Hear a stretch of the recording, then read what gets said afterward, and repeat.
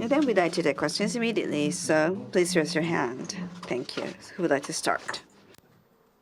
どうぞご遠慮なさらずに。Please don't shy. Please don't be shy. No questions. Thank you. We'll go to the person in the front row, please.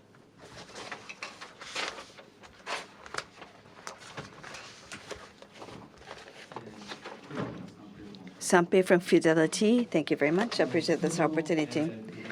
In the presentation, you talked about the quantum neural network (QNN), and every year at the R&D event, you host this, and you introduce a lot of new technologies in your R&D forum every single year. And you have wonderful, outstanding basic research. But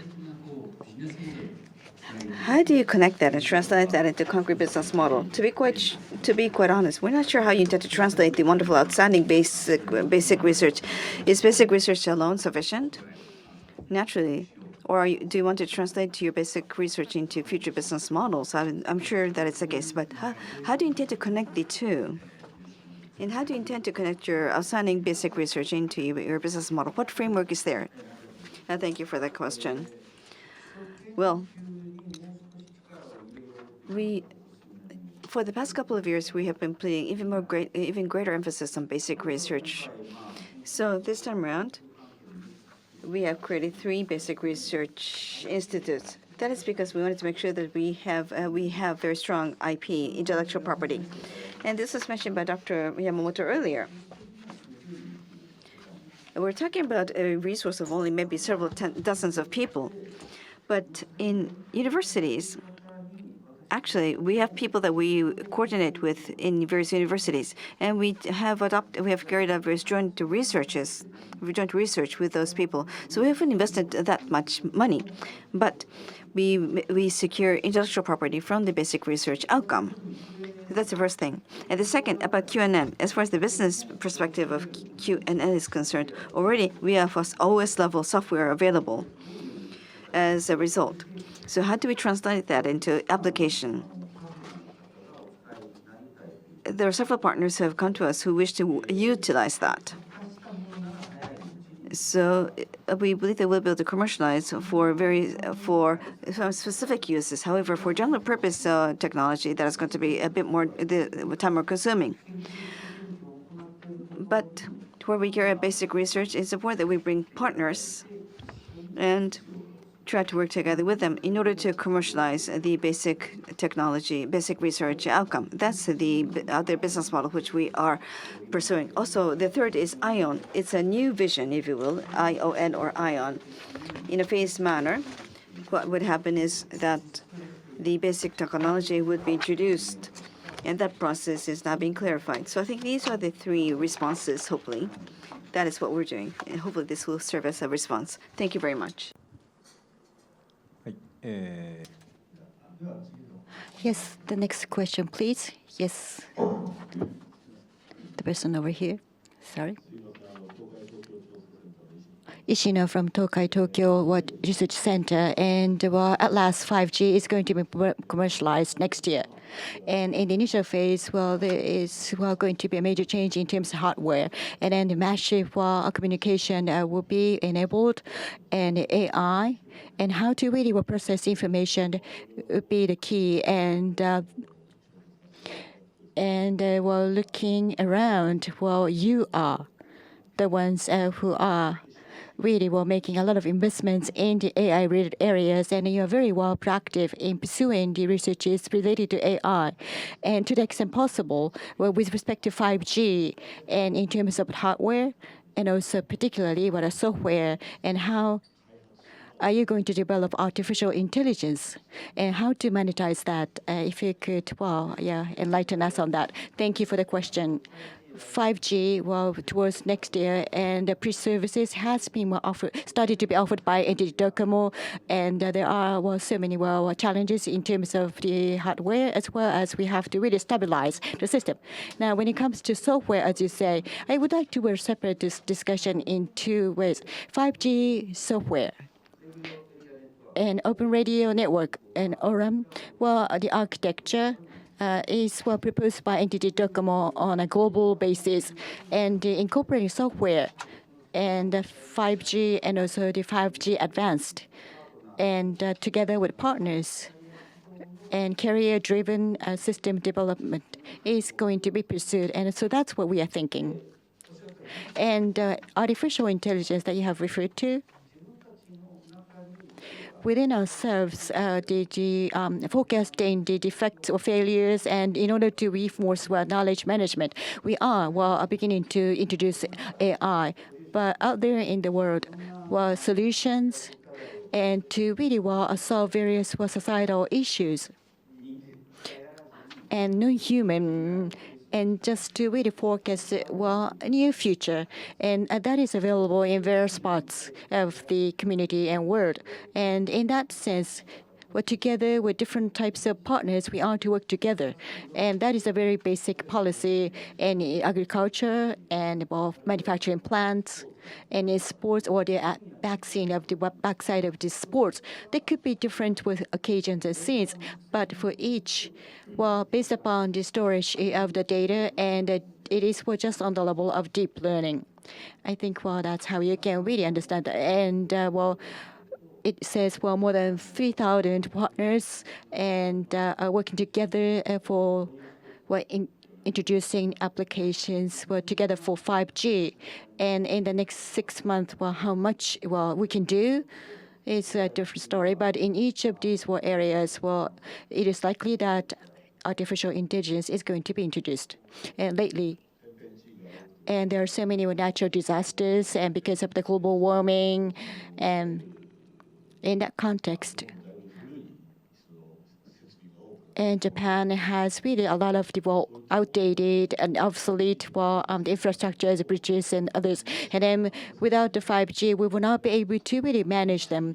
And as we are seeing the lower birth rates, and then coming up with the new network, and to make the Japan more resilient, and that is a plan being advocated. And the part of NTT Group, and relatively speaking, and game and information, it is really very easy to understand. But as the national government, and how to really protect the nation, and 5G is the use of 5G is a very important question to address. Exactly as you say, and there are 2 points. And even without using 5G. Already, we've introduced this in June, and based upon the failures in the past, and what kind of the typhoons we go to take certain routes, and to what extent failures would be expected, and then by utilizing AI, we are forecasting and predicting that.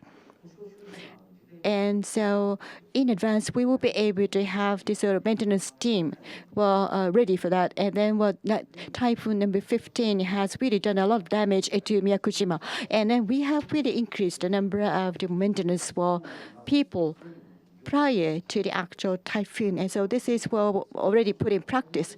And also, in case of 5G in remote, and we can really capture various different images. And also by analyzing big data, and we would be able to come up with different solutions more easily. And so we would like to incorporate them into our group. And as you say, more sophisticated the infrastructure reinforcement can also be pursued.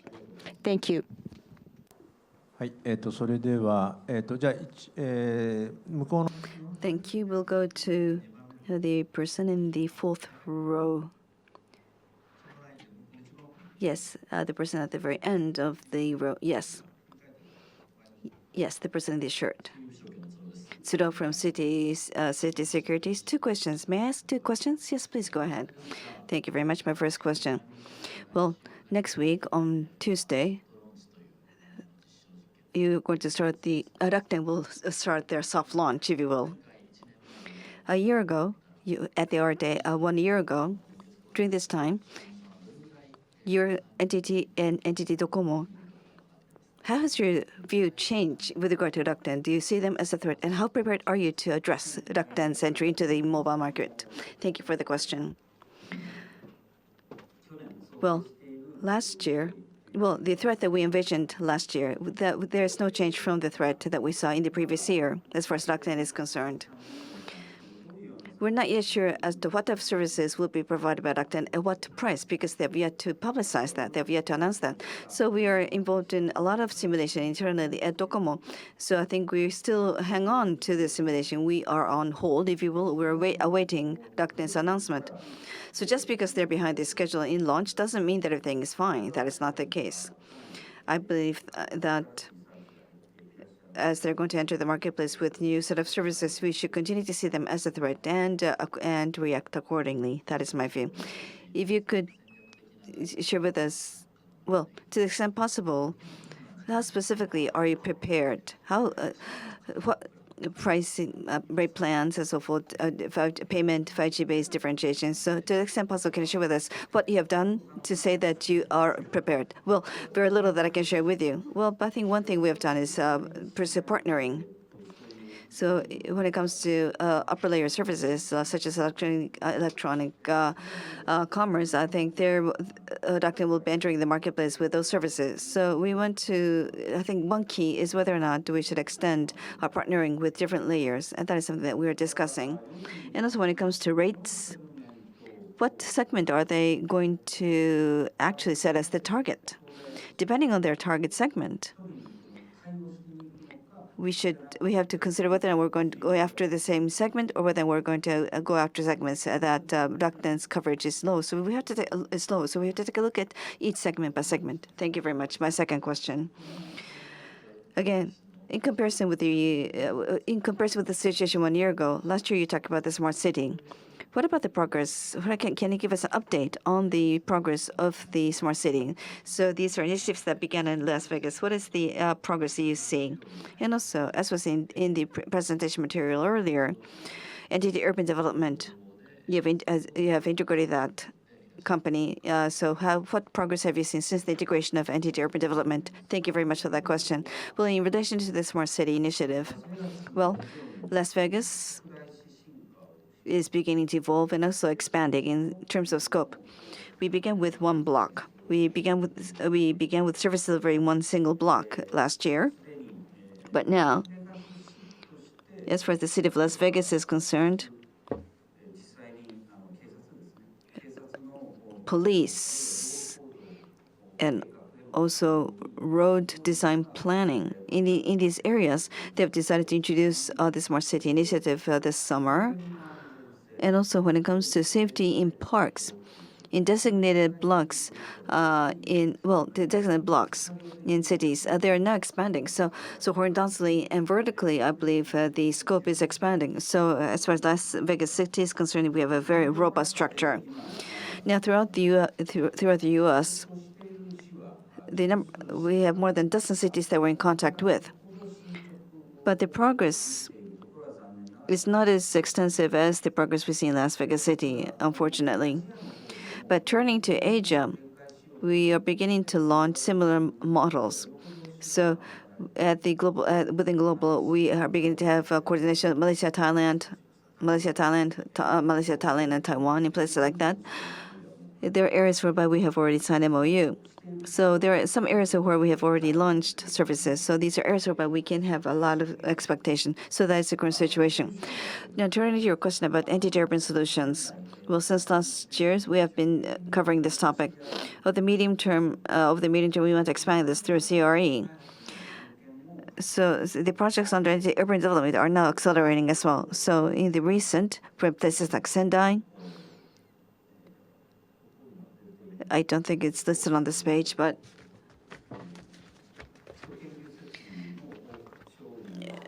by leveraging the expansion of the basic research, we have also expanded the coverage. And also in places like Hibiya and Shinagawa, although on a step-by-step basis, we do see progress in these areas where we have already begun activities. Thank you very much. それで Well, then, the person in the second row while wearing glasses.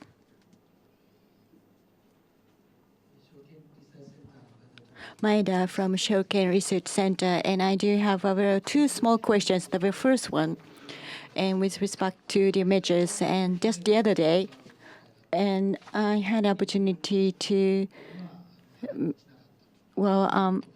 had a meeting, and then what was explained was not really convincing enough, and infrastructure development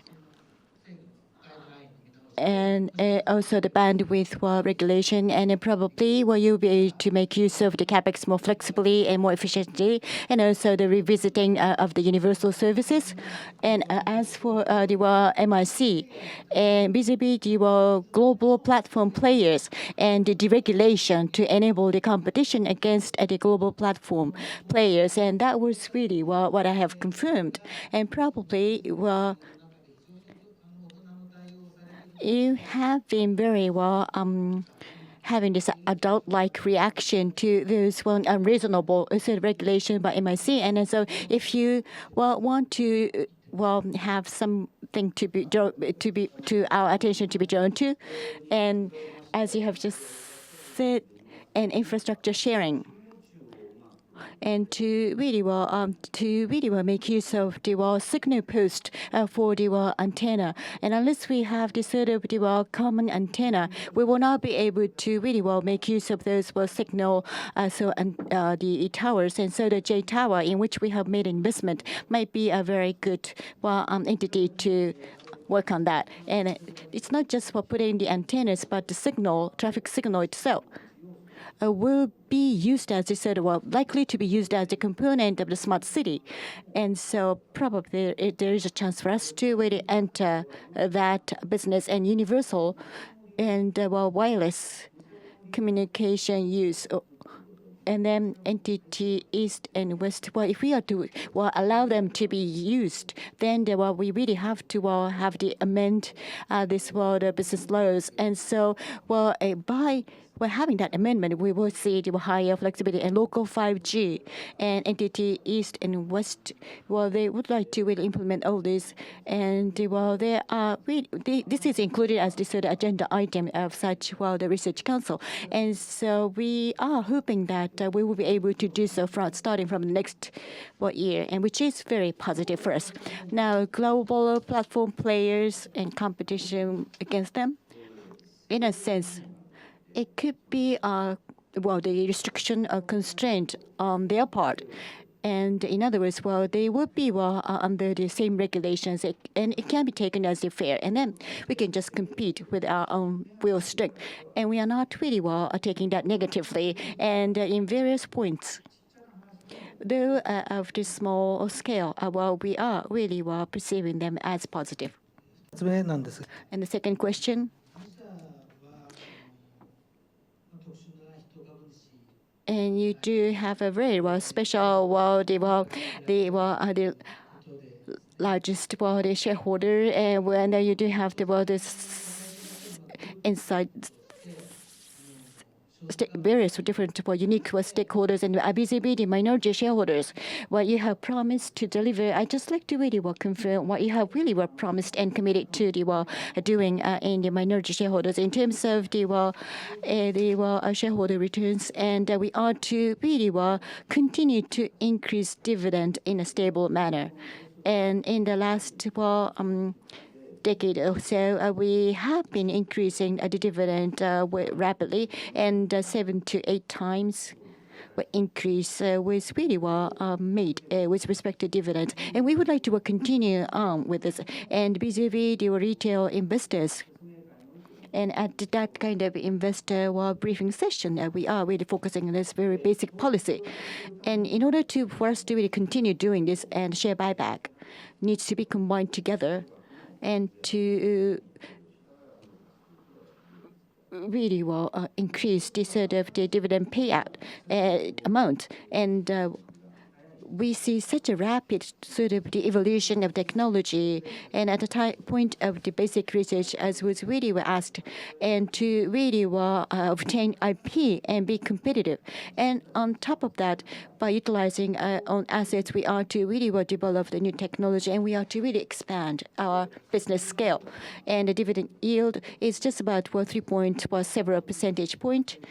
And in that sense, we believe that this would be conducive to really increase the assets in a very stable manner. And the same point again, NTT urban development was really merged or included. And as for the holding, it is very clear, but those of the listed companies, and as for the minority shareholders of these the subsidiary companies, the commitment, and if it is not really beneficial and if it is inefficient, and you will be betraying the minority shareholders of the subsidiary companies, and so we want you to be responsible as the group and TOB for the urban development last year. And as for the minority shareholders, we are not really infringing the rights on the part of the minority shareholders, and we do have the rational and the reasonable way of doing this, and it should be taken for granted.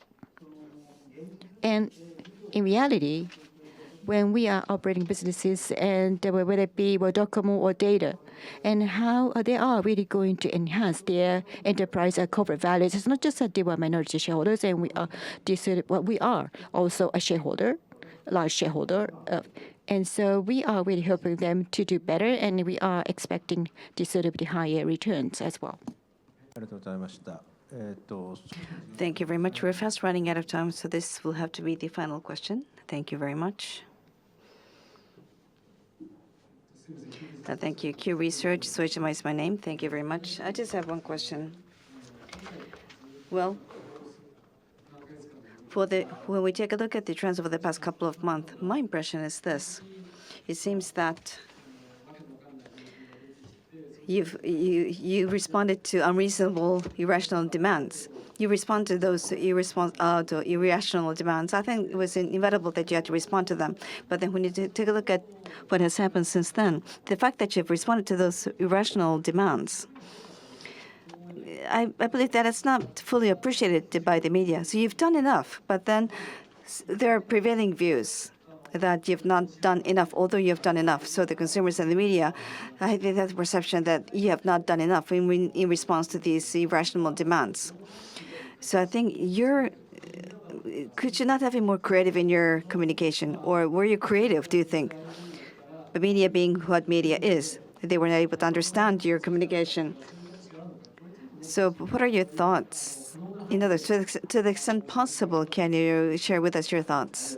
Thank you very much for that. As you pointed out, it seems that inclusive of individuals, but people who have the ability to communicate very strongly, they're the ones who actually utilize the communication. So we take a look at the different segments. For example, it seems that, people, Docomo customers who do not use the media, who do not use the ICT that much, these are the ones who were affected by the 40% reduction, 40%. So people who are not heavy users, if you check them, actually, they are the ones who will be advantaged by this new rate plan. However, if they are still part of the monthly support plan, they will be able to benefit only at a later phase. So maybe there is a lag in the frame up. So when you take a look at the customer satisfaction, when you consider the next step, I think we've already come to we have already run, the first stage has already run its course, and I think we have very strong appreciation. But then some say that the device hasn't changed.